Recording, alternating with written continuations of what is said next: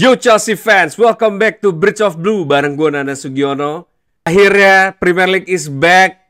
Game pertama sudah dimainkan, Liverpool menang 4-2 melawan Bournemouth. Dan di video kali ini gue akan memprediksi posisi semua klub ya di Premier League yang finish nomor 1 sampai 20 di musim 2025-26. Sebelum gue mulai, kalian jangan lupa buat subscribe, like, dan komen video ini supaya YouTube makin cinta sama channel Bridge of Blue. Bantu gue juga untuk sampai ke 10.000 subscriber di akhir tahun. Jangan lupa juga buat follow gue di Instagram @nanasugiono karena di channel gue selalu update informasi mengenai Chelsea minute by minute, hour by hour. Sebelum gue mulai, kita bahas dulu beberapa informasi terupdate ya. Nomor 1 ini ada dari Marco Correa yang akhirnya memperpanjang kontrak bersama Chelsea dan menepis keraguan gue terhadap manajemennya Todd Boehly. Yang sebelumnya gue menganggap bahwa Todd Boehly ini akan fokus ke bisnis aja untuk membangun Chelsea, tapi dengan diperpanjangnya kontrak Marco Correa setelah ada informasi dari Al Nassr ya, ini membuat hipotesa gue terbantahkan dan kita akan mempunyai left back yang akan terus ada di Chelsea untuk musim-musim berikutnya ya. Dan Marco Correa adalah proper Chelsea yang menurut gue sangat baik dan tepat untuk pilar pertahanan Chelsea di musim-musim berikutnya. Nah, yang kedua adalah transfer dari Christopher Nkunku yang saat ini sedang di approach oleh Bayern Munchen ya, dan informasinya Bayern Munchen sudah melakukan komunikasi ke Chelsea dan ini akan menjadi kabar baik karena dengan kepergian Nkunku ini membuat transfer Xavi Simons semakin dekat untuk terjadi, dan gue cukup khawatir dengan transfer ini karena kalau berlarut-larut kemungkinan kita akan gagal mendapatkan Xavi Simons. Tapi semoga aja Nkunku bisa segera ditransfer ke Bayern Munchen dan Xavi Simons akhirnya bisa transfer in ke Chelsea sebelum window ditutup ya. Nah, sebelum gue mulai prediksi gue buat kalian yang mau beli jersey klasik kayak yang gue pakai ini, langsung aja ke Jersey Megastore ya. Kalian bisa follow Instagramnya @jms.museum atau kalian bisa langsung cek di websitenya jerseymegastore.id.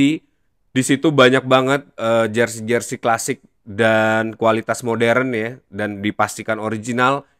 Kalian bisa gunakan kode voucher JMS Trip 10 untuk mendapatkan diskon 10% ya. Jadi langsung aja check out jersey-jersey favorit kalian di sana. Nah, gue akan mulai membacakan dari peringkat paling bawah tim-tim yang akan terdegradasi di musim 2005-2006 ini. Yang pertama adalah Burnley. Menurut gue Burnley akan langsung out dari Premier League di musim ini. Walaupun Burnley sudah mendatangkan beberapa pemain ya, seperti Kyle Walker, Armando Broja, Okochuku, terus juga Martin Dubravka dari Newcastle United, dan Tuan ZB back dari akademinya Manchester United yang sudah melanglang buana ya di Premier League. Tapi kelihatannya skuadnya Burnley ini nggak akan bertahan di Premier League karena di beberapa musim terakhir tim promosi ini akan sangat sulit untuk bertahan di Premier League ya. Buat nomor 19, di posisi 19 ada Wolverhampton Wanderers ya, yang downgrade banget setelah kepergiannya Matheus Cunha, karena Matheus Cunha ini adalah pemain yang sangat menggendong Wolves ini di musim-musim sebelumnya. Dan kepergian dia tentu akan membuat turbulensi parah, ditambah lagi dengan transfer Wolves yang nggak solid banget menurut gue di musim ini ya. Jadi ini kemungkinan besar Wolves akan terdegradasi lagi di musim ini. Di posisi nomor 18 itu ada Sunderland. Sunderland ini juga salah satu tim promosi yang kemungkinan besar akan langsung terdegradasi di musim ini. Walaupun dia berhasil mendatangkan Adi Ngara dari Brighton ya, dan juga Granit Xhaka dari Leverkusen. Tapi kelihatannya transfer in dari Sunderland ini nggak cukup untuk membawa dia bertahan di Premier League di musim ini ya. Dan ada juga defender dari Strasbourg ya, Habib Diarra, yang juga menurut gue cukup menjanjikan. Berumur 21 tahun tapi kelihatannya masih belum cukup untuk menggendong Sunderland bertahan di Premier League di musim ini. Nomor 17, nah ini yang cukup menarik, Leeds United ini akan bertahan di Premier League musim ini menurut gue karena keberadaannya Daniel Farke ya, pelatih yang berhasil membawa Norwich bertahan di Premier League ya di tahun 2021-22 kalau nggak salah, dengan strikernya Teemu Pukki yang selalu ngegolin walaupun Norwich kalah pada saat itu ya. Dan buat kalian yang main FPL juga tentu tahu bagaimana kita sangat terbantu oleh Teemu Pukki ini di setiap minggunya ya, karena dia selalu ngegolin. Sampai ada istilah no Pukki no party pada saat itu ya. Nah, Leeds United ini menurut gue akan bisa bertahan di Premier League, jadi satu-satunya tim promosi dari musim sebelumnya yang bisa terus berlaga di Premier League musim ini ya.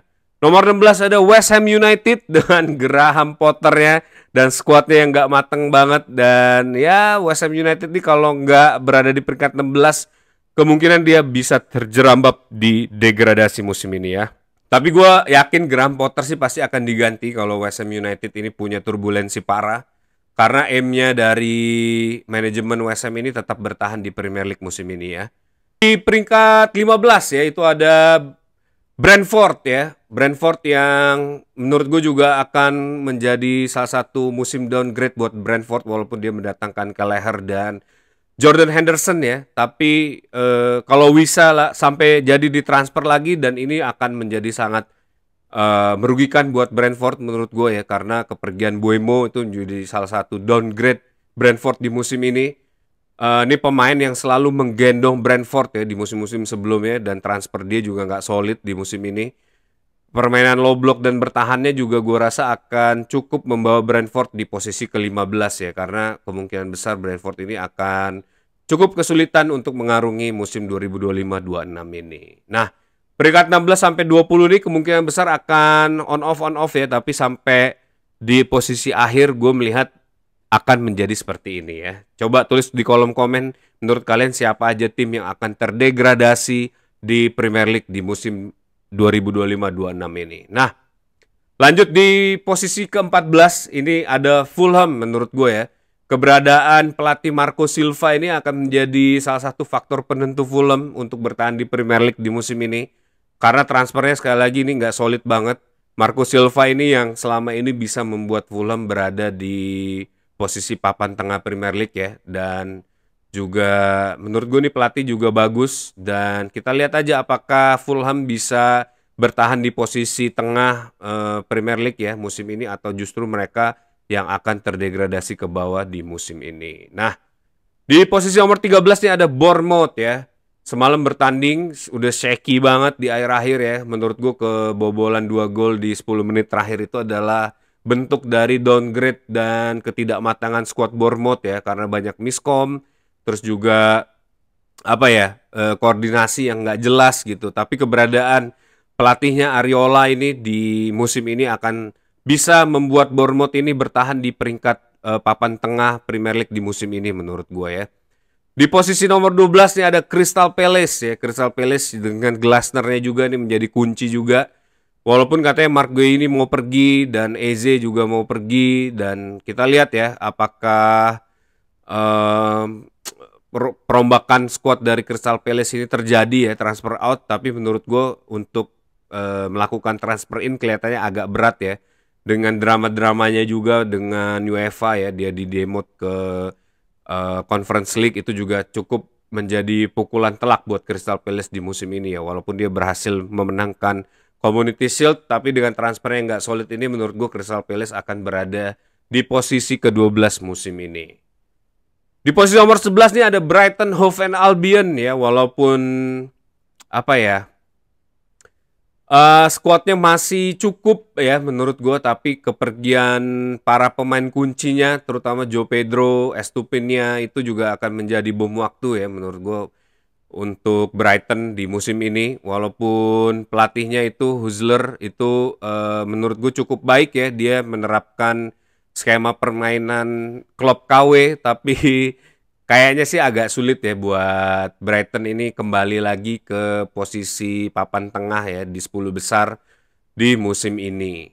Buat nomor 10 nih ada Nottingham Forest yang kembali lagi ke habitatnya ya. Nuno nih bakal kelihatannya akan kesulitan di musim ini, karena udah pasti tim ini udah terbaca lah ya permainannya, karena di musim lalu dia terbang-terbang bisa sampai ke posisi 4 besar. Tapi akhirnya finish di posisi ke-7 kalau nggak salah ya. Dan itu juga menjadi capaian terbaik Nottingham Forest di Premier League.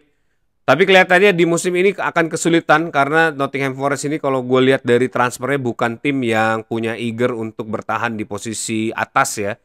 Dia tidak melakukan transfer yang solid menurut gue di musim ini. Dan keberadaan Nuno juga gue rasa cukup membawa Nottingham Forest berada di peringkat 10 musim ini. Nomor 9 nih yang menurut gue akan terbang-terbang ya, tim Dari Merseyside itu ada Everton dengan keberadaan David Moyes ya, dan transfernya solid banget. Dia mendatangkan Dersbury Hall yang kita tahu kualitasnya juga seperti apa di Chelsea, dan juga Grealish ya, ini juga menurut gue bagus banget. Dan para defender Everton ini yang udah sangat solid dan sudah sangat fit in ke tacticalnya Moyes. Dan ya kita tahu lah Moyes bukan tipe pelatih yang ngoyo ya. Dengan squad yang ada dia bisa memanfaatkan seluruh potensi yang ada untuk membawa timnya at least untuk bermain draw. Dan itu menjadi kekuatan David Moyes pada saat itu ya, berhasil membawa Everton ke Champions League. Dan gue rasa David Moyes akan cukup baik di musim ini. Dan akhirnya Everton bisa finish di peringkat 9 di musim ini.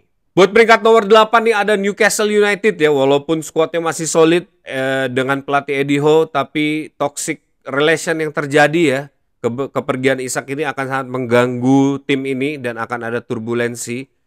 Dan seluruh transfer in yang dia mau juga ditolak semuanya ya oleh para pemain. Dan ini menjadi salah satu pukulan telak lah buat Newcastle United. Walaupun dia berhasil mendatangkan back baru, tapi kelihatannya dengan squad yang ada,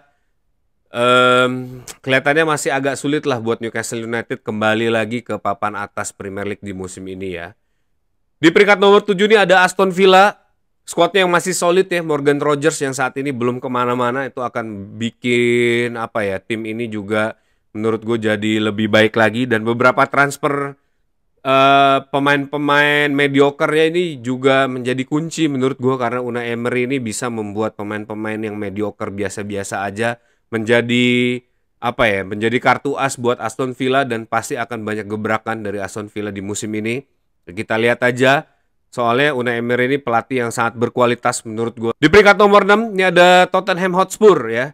Dengan pelatih barunya Thomas Frank, transfer in-nya Kudus yang menurut gue bagus banget, dan permainannya juga yang sudah sangat berkembang kalau gue lihat di Super Cup kemarin ya.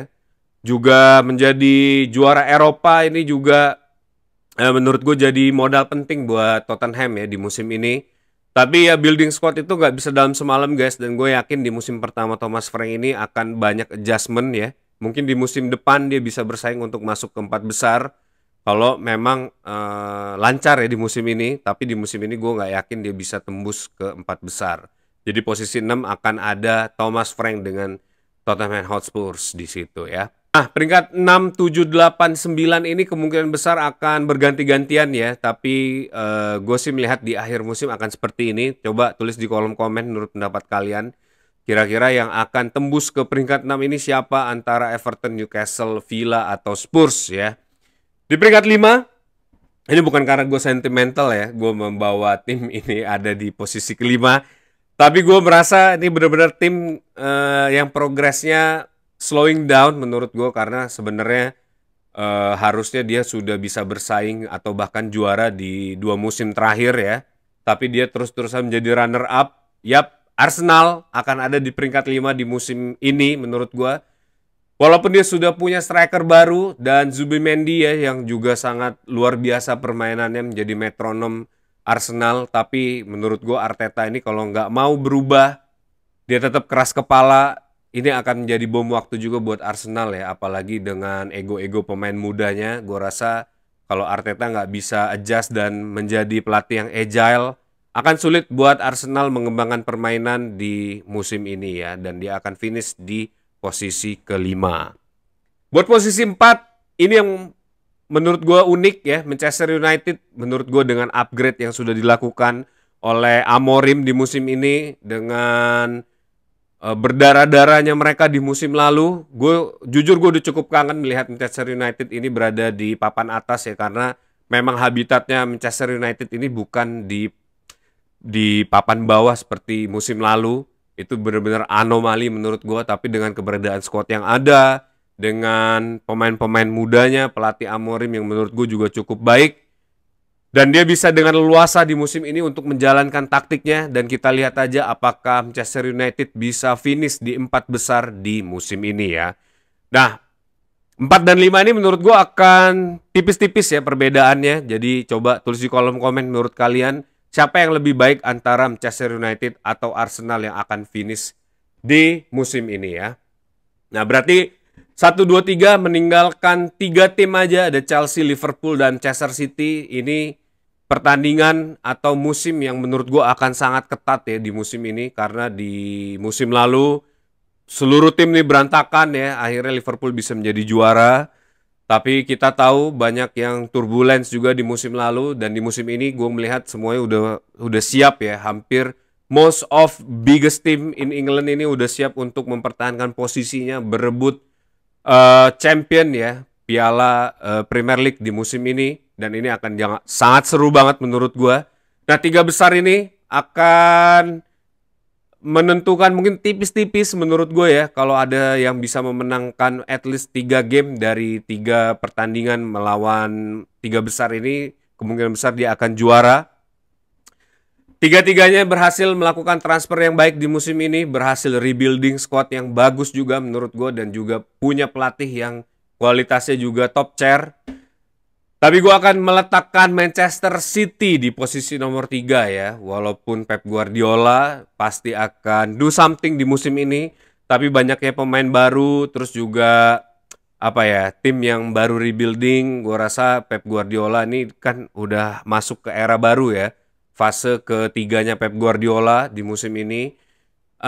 Gue gak yakin Pep Guardiola bisa langsung juara di musim ini, tapi kita lihat aja ya, karena Pep Guardiola ini bukan pelatih sembarangan. Selalu berhasil membuktikan kehebatannya ya, walaupun kadang diremehkan, tapi dia selalu comeback dengan piala. Tapi approach tactical barunya Pep Guardiola ini juga menurut gue akan menjadi bom waktu, apalagi seandainya ini menimbulkan badai cedera buat Manchester City ya. Seperti musim lalu kita tahu bagaimana City sangat terpengaruh dengan cederanya Rodri. Dan musim ini juga kita lihat lah ya, semoga tactical barunya dari Pep Guardiola ini tidak menjadi bom waktu buat Manchester City ya. Ini kita tinggal menyisakan Chelsea dan Liverpool ya. Gue pengen tahu dulu deh pendapat kalian semua, siapa yang akan finish di peringkat pertama, apakah Chelsea atau Liverpool dari kedalaman squad, pelatih, dan kemampuan dia untuk bersaing di musim ini. Tapi kalau gue pribadi, gue akan taruh Chelsea sebagai juara Premier League ya. Jadi tim ini punya kekompakan yang luar biasa. Maresca juga berhasil menyempurnakan sistemnya ya, permainannya, yang gue yakin akan sangat banyak pilihan ya, opsi-opsi taktikal yang dibuat oleh Enzo Maresca di musim ini. Karena seluruh pemain yang dia bawa saat ini adalah pemain-pemain yang memang dia mau mainkan sesuai dengan taktikal ya. Terus juga tim ini kompak banget. Udah lama banget gue gak melihat kekompakan seperti yang terjadi saat ini ya. Terakhir gue lihat adalah di fase 2007-2008 sampai 2012, pada saat banyak pemain-pemain senior yang berada di Chelsea pada saat itu ya. Dan kita juga udah masuk ke fase rebuilding squad ketiga ya. Dan tahun ketiga harusnya buat pembentukan squad itu biasanya per 4 tahun. Dan ini udah tahun ketiga dan sudah cukup matang. Lebih cepat, lebih baik ya kita juara di musim ini. Kita lihat aja. Tapi kelemahan dari Chelsea ini adalah backline-nya, dengan cedera Liva Colwill ini juga bisa menjadi bom waktu juga buat Chelsea ya.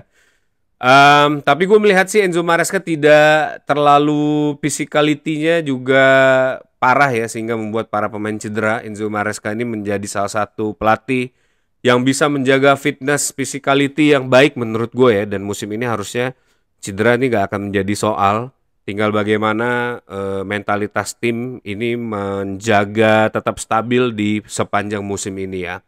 Tapi dengan modal Club World Cup, Conference League, terus juga pemain-pemain baru yang langsung nyetel di Chelsea, gue merasa Chelsea ini punya peluang 90% untuk juara di musim ini. Liverpool, seandainya Isak jadi masuk ke Liverpool, nah kemungkinan besar dia yang akan juara dan Chelsea di posisi kedua ya. Transfernya wah, tapi gue melihat pertandingan Liverpool tadi malam itu sedikit shaky ya. Arne Slot nih bener-bener diuji, beban bener-bener ada di pundak Arne Slot setelah kesuksesan Jurgen Klopp membangun klub ini ya. Dan akhirnya dia step aside dari kursi kepelatihan. Di musim kedua ini adalah musim pertaruhan buat Arne Slot menurut gue, karena seluruh tim dirombak. Terus juga tragedi Diogo Jota yang cukup memukul skuad ya di awal musim. Dan gue melihat Liverpool ini tidak sekompak dia di musim lalu karena mungkin banyak pemain baru juga, terus juga banyak penyesuaian ya. Ya kita lihat apakah Arne Slot bisa membawa tim ini kembali ke juara, back to back juara, tapi kayaknya berat ya karena ya banyak rebuilding squad juga lini per lininya dan itu juga pasti akan memakan energi dan fokus dari tim ya. Tapi seandainya Isak jadi, kemungkinan besar sih Liverpool bisa juara. Nah, 1, 2, 3 ini menurut gue akan tipis-tipis banget. Dan musim ini akan menjadi musim yang sangat seru ya. Mungkin bedanya nggak banyak. Dan kita mungkin baru bisa melihat juara Premier League ini di matchday ke-38 sampai akhir. Dan ya akan seru banget sih menurut gue dengan banyaknya kompetisi. Terus juga squad depth dari masing-masing peringkat 1, 2, 3 ini. Nah, gue pengen tahu pendapat kalian kira-kira 1, 2, 3 atau 4 besar ini siapa aja yang akan masuk ke 4 besar sampai akhir musim di musim 2025-26 ini ya. Dan gue melihat Chelsea, kenapa gue bilang Chelsea bisa juara? Gue 90% yakin Chelsea bisa juara. Karena kita golden era Chelsea itu kita sudah melalui 3 fase ya. Yang pertama adalah Zola, Vialli. Yang kedua adalah Drogba, Lampard, Terry. Yang ketiga adalah Diego Costa, Hazard, Fabregas, dan Terry. Dan saat ini kita berada di fase keempat dari golden eranya Chelsea ya. Dengan adanya Cole Palmer, Caicedo, Enzo, Liva Colwill ya. Terus juga adanya Marco Correa, ini menurut gue Joe Pedro ini juga menjadi penyempurna fase-fase kejayaan Chelsea. Dan gue berharap semoga di musim ini Chelsea bisa take off, terbang-terbang ya di Premier League sampai akhirnya bisa menjuarai Premier League di musim ini. Nah, bagaimana pendapat kalian? Coba tulis di kolom komen ya, kira-kira Chelsea bisa juara atau seperti apa. Dan gue akan mengeluarkan konten The Verdict. The Verdict ini adalah konten seberapa yakin gue Chelsea juara yang akan gue update di setiap game week ya, berdasarkan hasil game week pada saat itu. Mungkin aja keyakinan gue turun atau justru makin yakin ya dengan performanya Chelsea dan performa dari tim yang bersaing di Premier League di masing-masing. Yes, segitu aja videonya. Thanks for watching guys. Buat kalian jangan lupa buat subscribe, like, dan komen video ini ya. Bantu gue buat sampai ke 10.000 subscriber. Kalian juga bisa follow gue di Instagram @nandasugiono karena gue akan selalu update berita mengenai Chelsea di channel gue ya. Akan bertemu Crystal Palace besok jam 9 malam ya. Jadi jangan lupa buat tonton dan dukung terus Chelsea karena once a blue always be blue, up to Chelsea.